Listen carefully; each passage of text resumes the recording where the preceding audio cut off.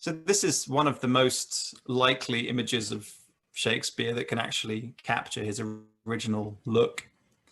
It's taken from the first folio of his works that was published by some friends of his, Henry Condell and John Hemming, in 1623. So a little tiny brief bit about his early background before he moves to London, which is of course the theme of this talk. He was born in Stratford upon Avon, which is a few hours drive north of London. This is his actual birth house, which is quite amazing. You can still see the same room that he was born in and lived his childhood in, which is quite amazing. So some of the earliest evidence of him, for example, is marrying Anne Hathaway in 1582. So Shakespeare's life is 1564 until 1616. So he marries Anne Hathaway in 1582. And in 1585, he has two children, Hamlet and Judith. No one knows exactly when he moved to London. So the first mention of his plays is in 1592. So the theory is roughly around 1585, he may have moved to London, most likely for work opportunities. One of the influences behind his potential influences behind his theatre interest are the mystery plays. So this is a medieval tradition in Europe where troops of actors would go around the countries and they would put on plays which would teach people about morality. They would teach people about the Bible, how to behave, and they would also include things like humor and comedy. But the main reason was to teach people about the Bible. So it's very likely that a troupe of actors would have come to Stratford upon Avon when Shakespeare was young and put on a play. Very little is concretely known about Shakespeare's life, so that's really not that clear. So let's say 1585, he moves to London. If it's anywhere in the 1580s, it's still a very interesting time in London's history. It's a time under Elizabeth I, who reigned from the 1550s up until 1603. It's a period called the Elizabethan Golden Age, or the English Renaissance. It's a period of huge booming in trade, in art, in politics. There's a much more balanced sense of power. There's an increased awareness of the needs of the people. There's lots of things going on in this period, which is a kind of allowing people to be more like in what we think of as today's society, having more equal opportunity. Of course, when I say equal opportunity, you have to be quite subjective about that. Back in the day, it wasn't really like that in the Elizabethan Golden Age, but there was a lot more of a freedom of expression and a freedom within trade, for example, increased opportunities in trade. For example, the first stock exchange, the Royal Exchange, which we'll touch on a bit later, is founded in London in this period. So it's this world of promise, of bubbling possibilities that Shakespeare enters into. This is an old, fairly accurate painting of London in the 1580s, with the old London Bridge here, you can see, which was actually one of the marvels of Europe at the time. It's a huge bridge going across the Thames, full of houses. Nowadays, the modern London Bridge is kind of pale in comparison to what it used to be. Another view of the city of London here. It was actually very small compared to today's London, which is about 1,500 square kilometers, 8 million people. The original city of London was about 1 square mile big. There were these old Roman walls going around the center, and outside of these walls, you were outside of the the limits of the authority of the City of London. So if you were north in this area up here called Shoreditch, for example, or if you were in the south, on the south bank or in Southwark, you were actually outside of the laws of the city. And these areas are where we find the earliest theatres, because the City of London were very careful about theatres, partly because of the plague. If you had large numbers gathering in one place, that was seen as bad for the passing of diseases such as the plague. Very topical for our times today. Amazingly, some photos survive from the Victorian era in the late 1800s of Elizabethan London. Before these buildings were mostly knocked down, they were photographed. So you can still see black and white photos of this Elizabethan, well, Tudor at least, London from the 1500s. And this street here, which you can see the difference between then and today, where it's a very, very different look with these big wide streets, whereas back in Shakespeare's time, London would have been incredibly densely packed. There were not, well, there were a couple of big wide streets, but most of it was very sort of alleys and little pokey places. Some examples still survive today in areas of largely central London, where you still get these little thin alleys which keep their medieval plan, but are largely 1800s buildings. One of the best surviving facades of this Elizabethan London, Tudor London, is the Staple Inn in Chancery Lane in West London, where you can see this Tudor building design still to this day. One of the first places that Shakespeare lived, which is recorded in documents, as I said before, there are very few, I think less than 20 recorded instances of Shakespeare in history, which is quite amazing, as in actual legal documents about where he was, what he was doing.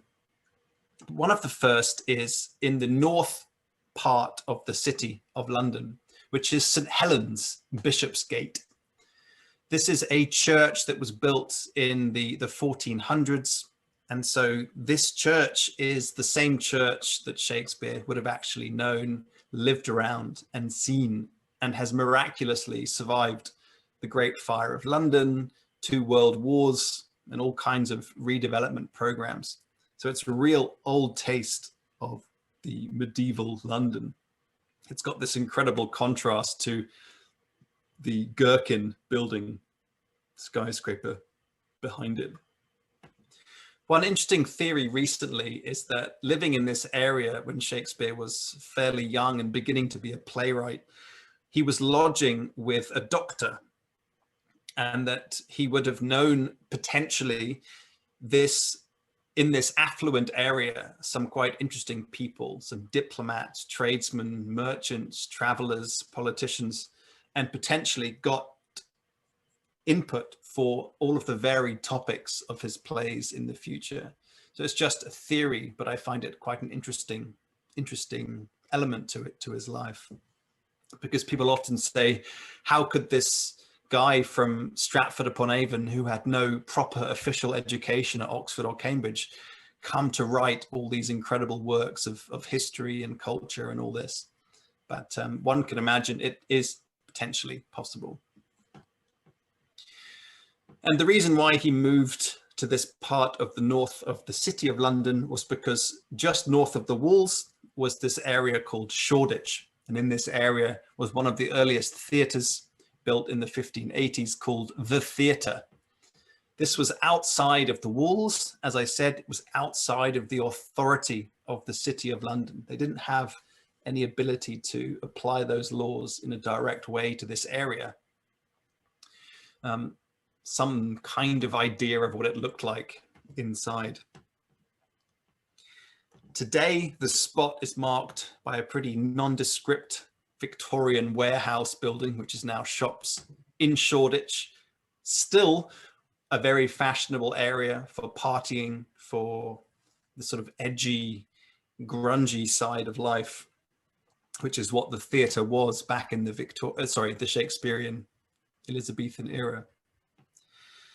And it's here that some of his earliest plays are put on, like Richard II, where you have this very famous quote: "This royal throne of kings, this sceptred isle, this earth of majesty, this seat of Mars, this other Eden, demi-paradise, this fortress built by nature for herself against infection and the hand of war, this happy breed of men, this little world, this precious stone set in the silver sea, which serves it in the office of a wall or as a moat defensive to a house, against the envy of less happier lands, this blessed plot, this earth, this realm, this England."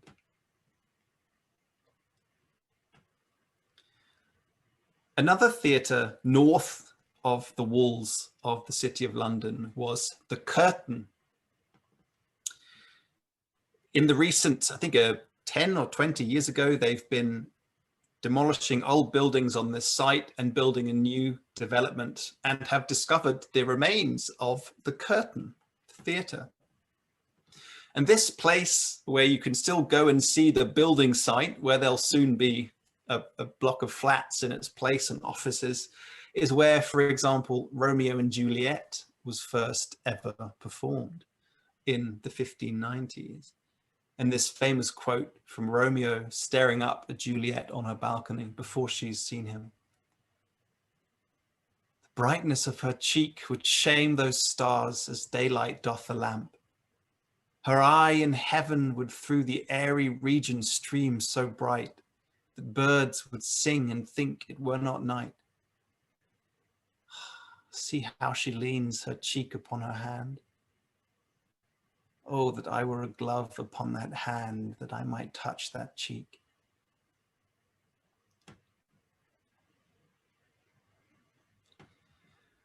But on a slightly downer side, and interestingly, a part in Shakespeare's life where it seems that the plays take on a more tragic element, is in 1597, when Hamlet, his son, dies. And this is by a lady in King John, which is around the same time that Hamlet dies, when Constance says this: "Grief fills the room up of my absent child, lies in his bed, walks up and down with me, puts on his pretty looks, repeats his words, remembers me of all his gracious parts, stuffs out his vacant garments with his form. Then, have I reason to be fond of grief? Fare you well, had you such a loss as I. I could give better comfort than you do. I will not keep this form upon my head when there is such disorder in my wit. O Lord, my boy, my Arthur, my fair son, my life, my joy, my food, my all the world."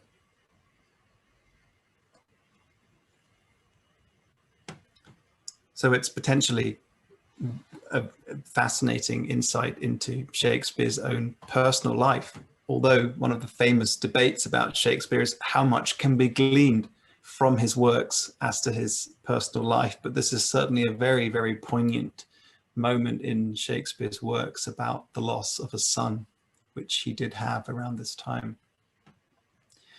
The remains of the Curtain Theatre will be eventually presented in this new building block so that you can see this sort of circular shape where the theatre used to be.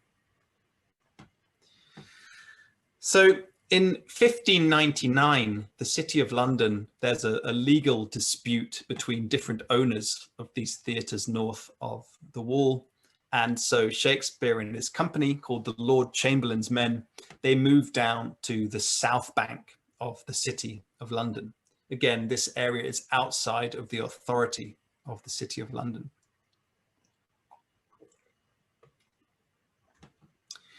Some bits that survive to this day from this era There's a famous museum called the Clink, because there was actually a prison on the south bank of the Thames.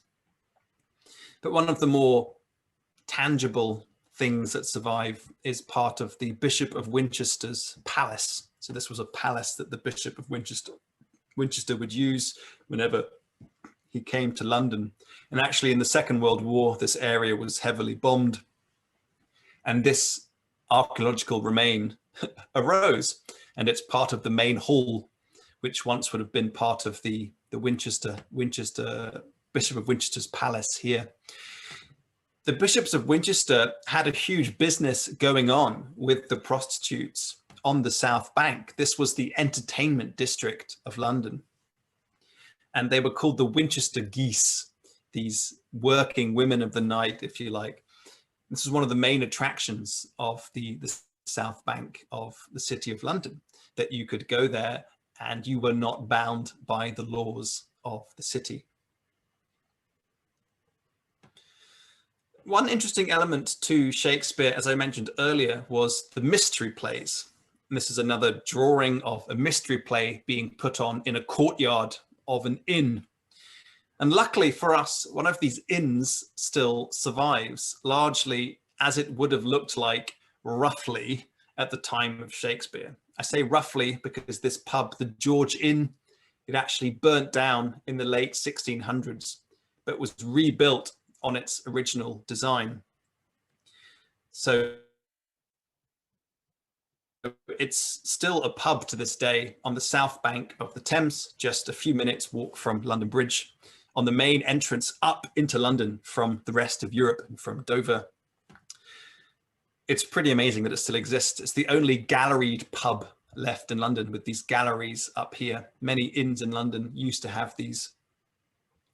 You can see old photos from the Victorian era of horse and cart still coming in to take their rest overnight, stay overnight in this inn, and then carry on their journey. This is actually very close to where Geoffrey Chaucer started the Canterbury Tales in his book, in his series of poems. It's actually just behind the George, called the Tabard Inn. Another image of the George here with its courtyard. So you can still go there today and have a drink there. So yes, this is the area of Southwark, south of the City of London, an area of entertainment, of debauchery, of crime, of fun, all the things which the authorities seem to dislike. Zooming in on this area in this old engraving from the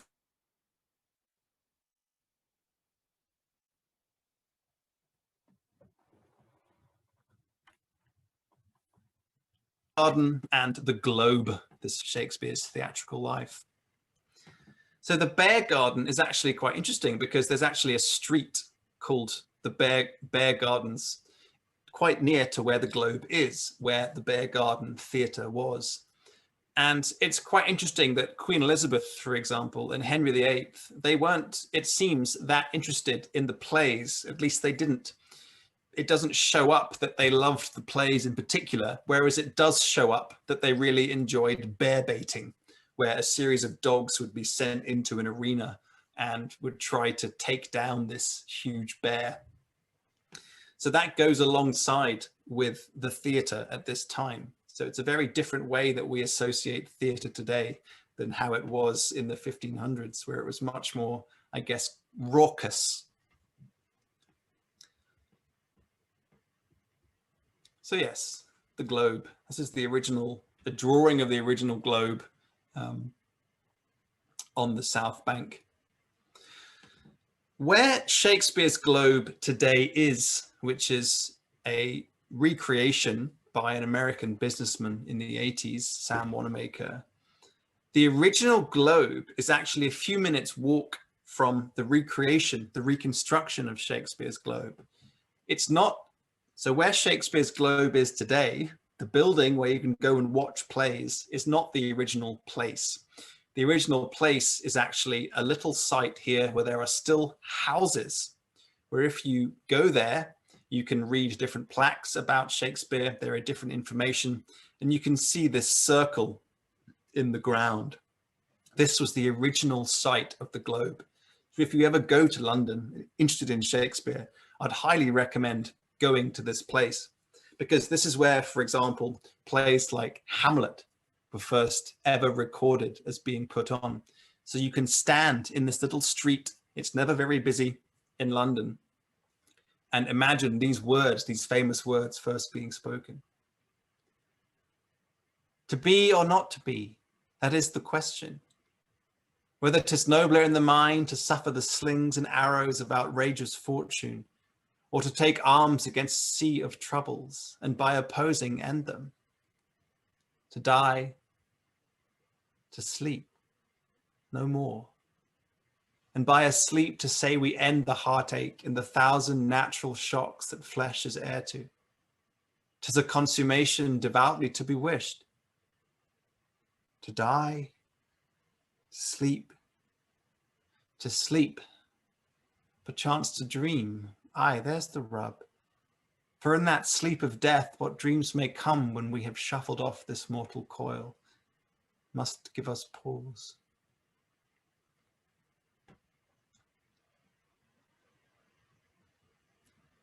If you tune in about 3 hours time, I'll be explaining more about Hamlet and that speech. Little plug there.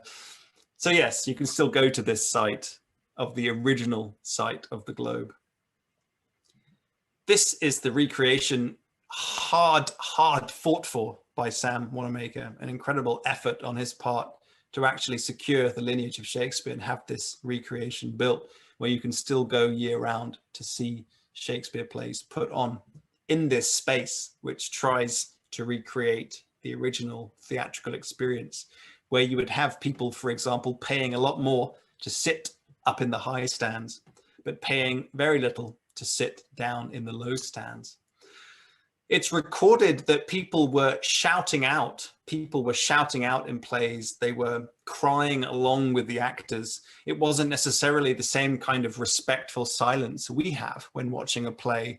It was much more raucous. And if people needed to go to the bathroom, for example, then they would just go to the bathroom where they were standing while being quite drunk or whatever it was. So a very different experience than today.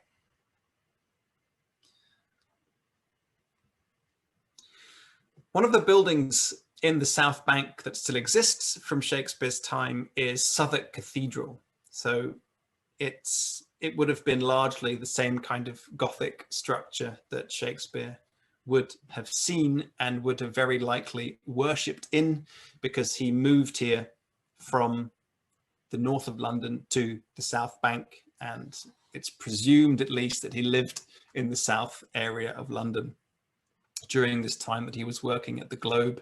He was an actor for much of his life in the plays until about 1604. He stopped writing in 1613. So he was actually involved in the plays that he was writing. This is the Gothic interior of this chapel, this cathedral, sorry, Southwark Cathedral. And his brother, Edmund Shakespeare, is actually buried here.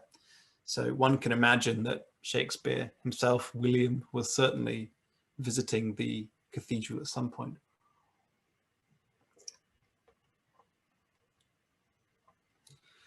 There's also a little open area. Again, it was an area that was actually bombed during the Second World War and has luckily, in a way, been left a bit open.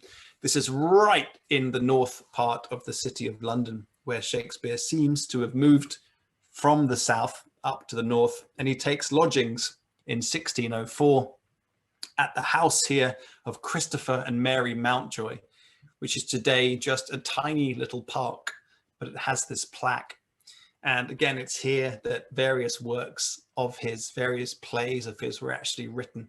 So you can actually, again, go to one of these spots. And if you like Shakespeare, or you like the effervescence and the continuation of history, to go and sit or visit this little tiny place. Again, it's never busy.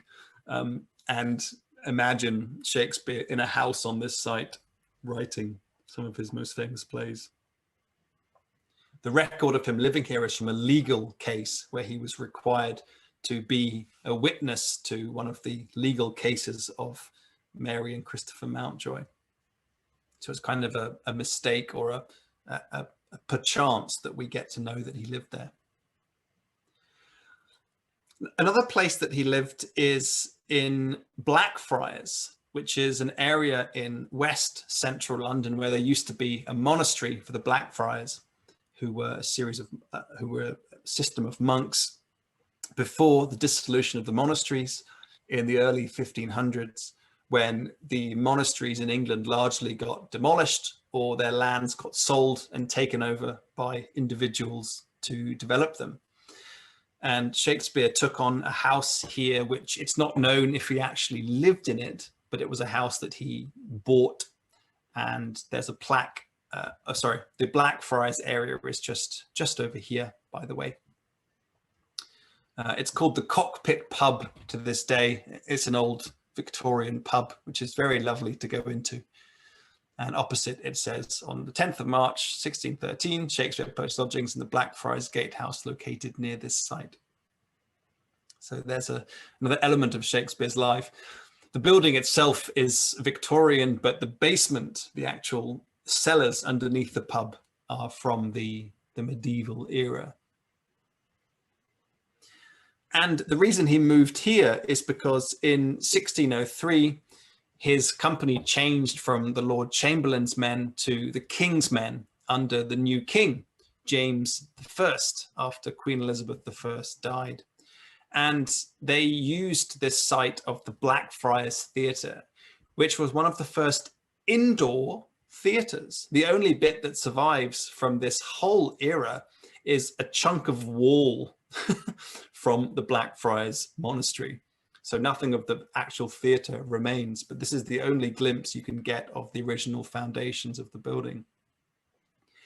One of the first indoor theatres, which apparently, I don't know if this is true or not, but I read it and I found it interesting that the whole concept of an interval came from the need to reignite the candles, to restock the candles. Again, I find that an interesting insight.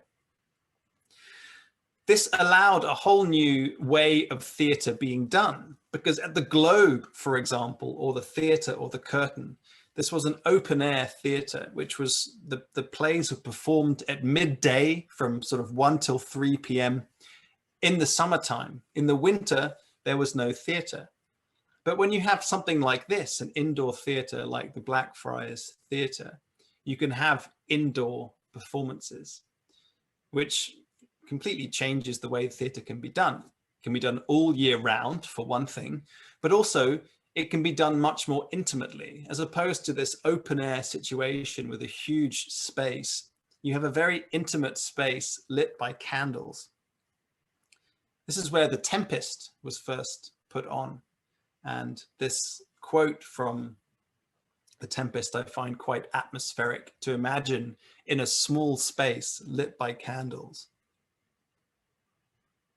Our revels now are ended. These are actors, as I foretold you, were all spirits and are melted into air, into thin air. And like the baseless fabric of this vision, the cloud-capped towers, the gorgeous palaces, the solemn temples, the great globe itself, yea, all which it inherit, shall dissolve, and like this insubstantial pageant faded, leave not a rack behind.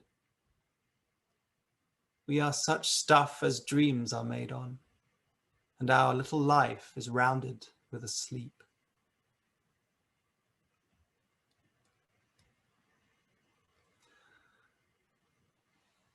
Another building that survives to this day from Shakespeare's time is the Middle Temple. The Middle Temple is an area called Temple Inn. It's an area to the west of the centre of London. If you look it up today, it's still called Temple, and it's where the Inns of Court are to this day. If you want to become a barrister, I believe you still have to study in one of these 4 Inns of Court. And this was a heritage in Shakespeare's time too. The Inns of Court were called the third university. You had Oxford, you had Cambridge, and then you had the Inns of Court, because you were taught law, but you were also taught basic things about the world, which Oxford and Cambridge were learning about. And they were very sophisticated and high-minded, and every year they would put on plays in order for the lawyers to show their ability to speak in public and to speak well. And this is where, for example, Twelfth Night was first put on. This is Shakespeare putting on this play in front of a very sophisticated audience, an audience thinking very highly of themselves. But I find it a great moment of his humor, because in this play, there's a moment when Malvolio is being kept inside this room. And he says this. This is a part of the dialogue when he then replies. So this is someone else talking. Madam, thou errest. I say there is no darkness, but ignorance, in which thou art more puzzled than the Egyptians in their fog. And Malvolio says, I say this house is as dark as ignorance. The lovely irony is that the house is one of the lightest buildings in the whole of London, in the sense that there are these huge windows flooding in light all around. But this character is saying, no matter about the physical light, this house is as dark as ignorance. These people think they know things, but they actually don't. It's a lovely, lovely moment there to kind of take down the cultured elite. There's another lovely moment set at the Middle Temple in London, which is the moment from Henry VI. God, so many Henrys. Henry VI, where there's this famous scene with the roses. So you can still see a rose garden in the temple in London. And this scene here, set in the Wars of the Roses in the 1400s, where when England came out of it and came out of this huge civil war, largely this Elizabethan Golden Age, could happen. So this is a scene where the different powers that be are deciding upon which side they'll take in this civil war. Richard Plantagenet says, since you are tongue-tied and so loath to speak, in dumb significance proclaim your thoughts. Let him that is a true-born gentleman and stands upon the honour of his birth, if he suppose that I have pleaded truth, from off this briar pluck a white rose with me. Let him that is no coward nor no flatterer, but dare maintain the party of the truth, pluck a red rose from off this thorn with me. I love no colours, and without all colour of base insinuating flattery, I plucked this white rose with Plantagenet. I pluck this red rose with young Somerset, and say withal, I think he held the right. So that garden is still there today and is the scene of one of these very famous instances in English history.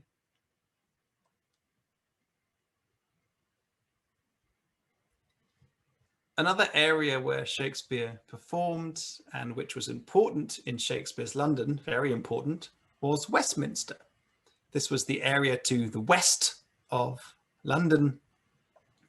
It was the Westminster. So the East Minster was St. Paul's and the West Minster was Westminster Abbey, these religious buildings. This is an old drawing or painting of the Whitehall Palace, which was a palace built up by Henry VIII, and it became the main center for government until about 1700 when it burned down. And there was a theater in this place.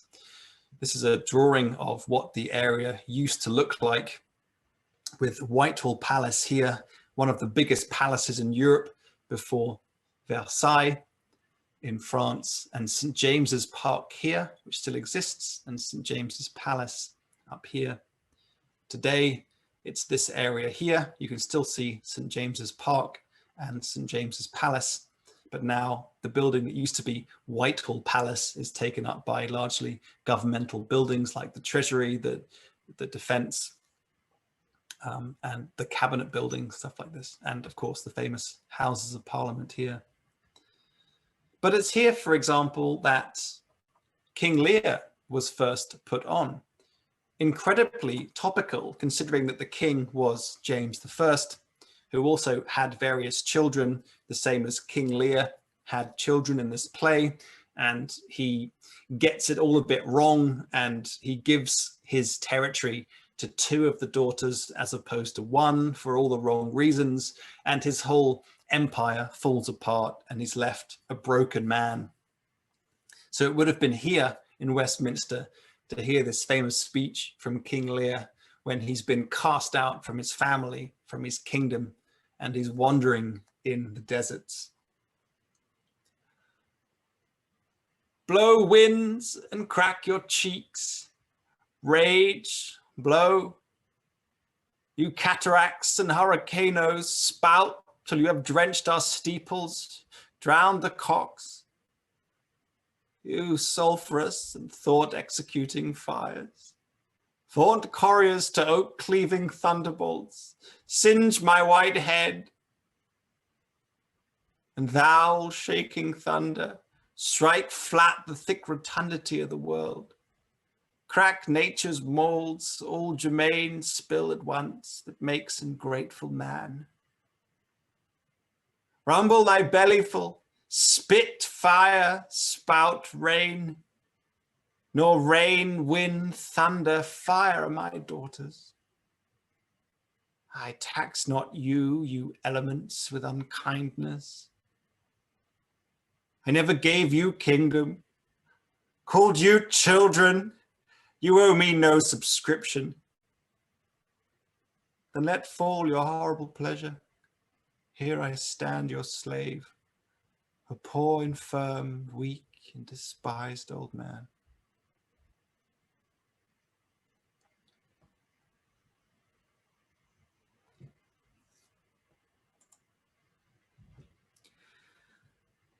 Today, we tend to respect Shakespeare and to say, yes, he was very good. Yes, of course, Shakespeare, oh, it's the greatest literature in the whole world. But contemporaries did not necessarily feel like that. One of those was Samuel Pepys, who wrote a wonderful diary about his daily life. And in that, he describes 3 instances of going to see Shakespeare in Westminster and not really liking it. Saw Midsummer Night's Dream, which I have never seen before, nor shall ever again, for it is the most insipid, ridiculous play that I ever saw in my life.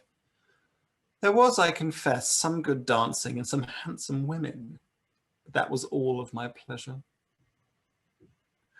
Saw Twelfth Night acted well, though it be but a silly play and not relating at all to the name or day.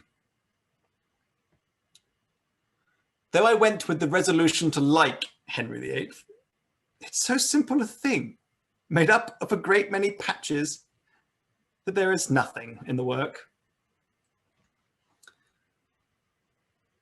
So I thought I'd include that little element there to show that he wasn't immediately greatly respected.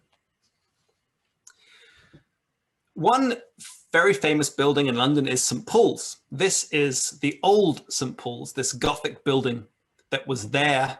It was one of the tallest churches in Europe before it burnt down in 1666 in the Fire of London. And St. Paul's Churchyard here was one of the biggest open spaces in the city of London. This was the throbbing heart of the city. This was the commercial hub, the spiritual hub. It was a hub where you could go to get people killed. You could go to pick up a prostitute. You could go to bribe people. You could go to get debts paid. You could go to loan money.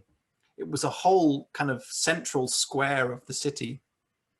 And this was the main area in London. This was a huge central space at the time.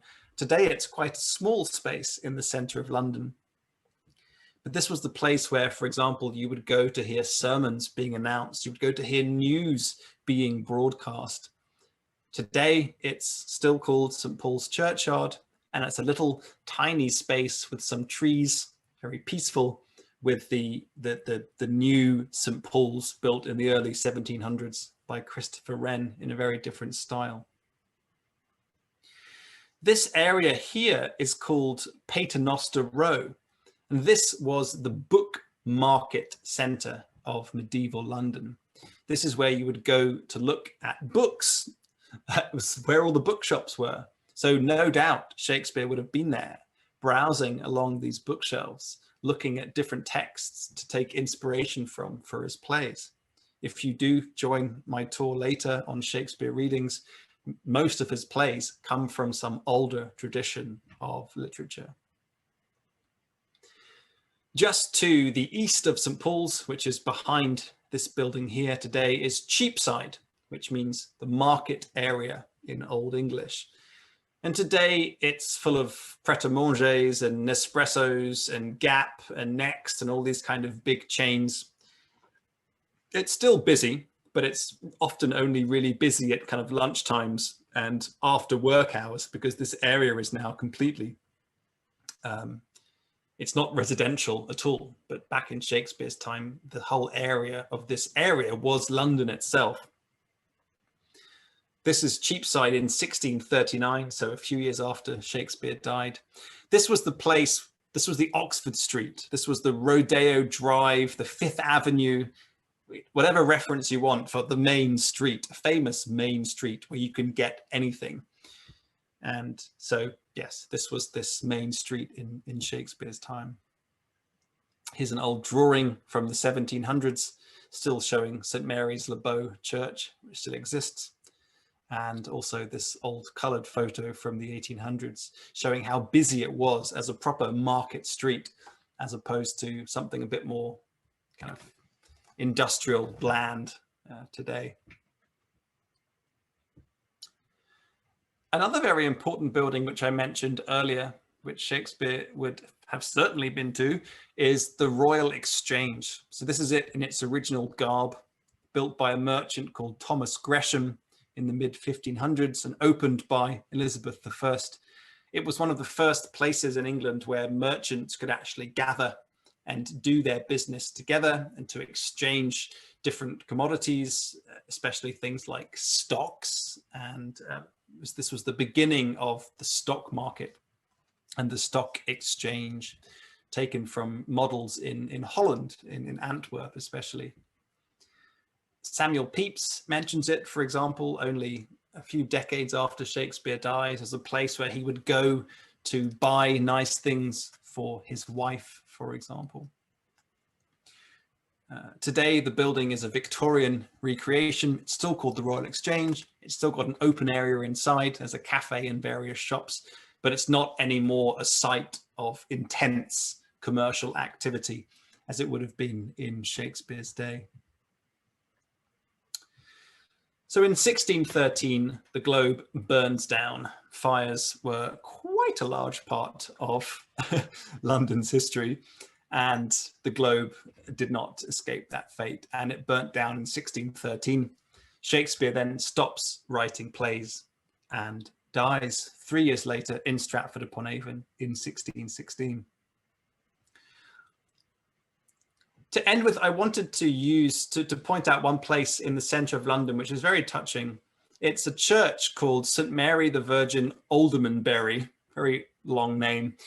It got bombed in the Second World War. And so all that's left is this little series of trees and some ruins within this little park right in the centre of the city of London. And in the gardens of this church, where the burial ground used to be, is a statue. And the statue is of Shakespeare. This spot is where two of Shakespeare's friends and fellow actors were buried, John Hemming and Henry Condell. And they actually got together their own money, their own energies, and published Shakespeare's plays, tragedies, comedies, history plays into one folio in 1623. So it's because of these two guys you know, all we can say is it's because of them. Without them, many of Shakespeare's plays may never have been published. We may only have fragments left or hearsay. And they're buried in this graveyard because they lived around here. So to go to this little very nondescript park in the center of London, again, it's very unbusy. It's not the London Eye or, you know, the Houses of Parliament, Madame Tussauds. It's just this little park to really, in a way, feel the influence of Shakespeare, to consider that these guys buried here published his works, which has made such a huge contribution to cinema, film, theatre, poetry, literature over the next 400 years. And a fitting time to mention one of Shakespeare's most famous monologues from As You Like It. All the world's a stage, and all the men and women merely players. They have their exits and their entrances, and one man in his time plays many parts.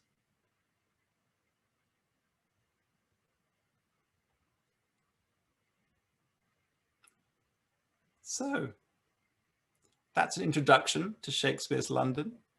I really hope you enjoyed it and learned something new or a different angle onto things. Yeah, thank you.